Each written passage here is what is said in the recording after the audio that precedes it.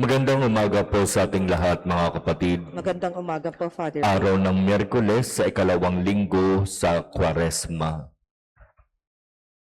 Ang kabayaran ba ng kabutihan ay kasamaan? Ang kabayaran ba ng kabutihan ay kasamaan? Mga salita na binigkas ni Propeta Jeremias sa kanyang pananalangin sa Diyos. Bakit ganito ang laman ng kanyang dasal? Sapagkat tahimik ang kanyang buhay, batang-bata pa siya, masaya siya sa kanyang buhay.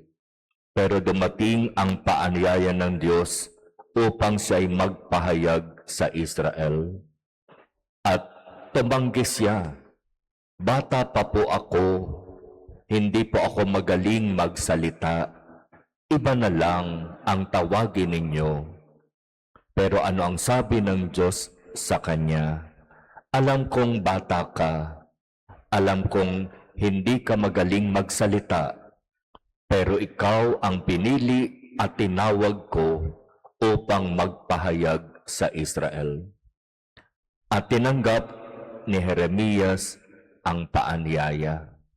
At siya'y nagpahayag, at sa kanyang pagpapahayag, katotohanan ang kanyang sinabi. Mensahe ng Diyos ang kanyang ipinahayag. At kapag mensahe ng Diyos, katotohanan. At kapag katotohanan ang ipapahayag, walang matutuwa. Marami ang magagalit.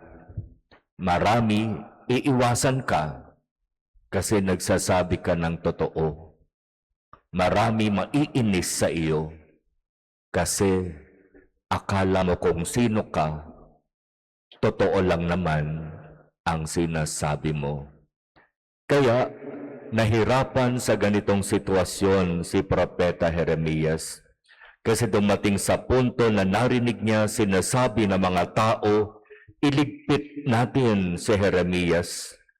Patayin natin ang taong iyan. Isakdal natin siya at huwag na nating pakinggan ang sinasabi niya. Kaya walang nagawa si Propeta Jeremias kundi ilapit ang lahat sa panalangin sa Diyos. Panginoon, pakinggan mo ang aking dalangin.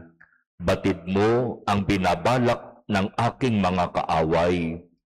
Ang kabayaran ba ng kabutihan ay kasamaan? Ano't naghahanda sila ng hukay upang ako'y mabitag? Ano't ganito ang aking nararanasan?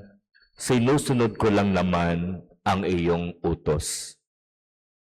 Karanasan ni Jeremias, karanasan ng mga taong nagpapakatotoo at naninindigan sa katotohanan.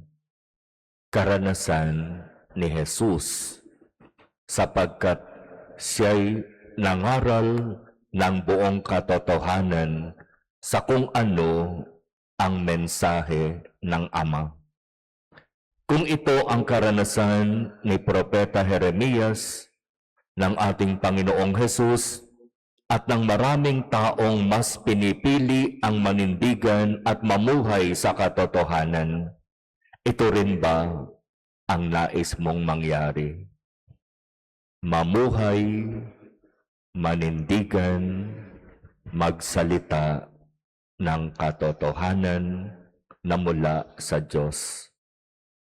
O mas pipiliin mo pa rin ang magsawalang kibo, ang manahimik, ang maging bulag, pipi at bingi.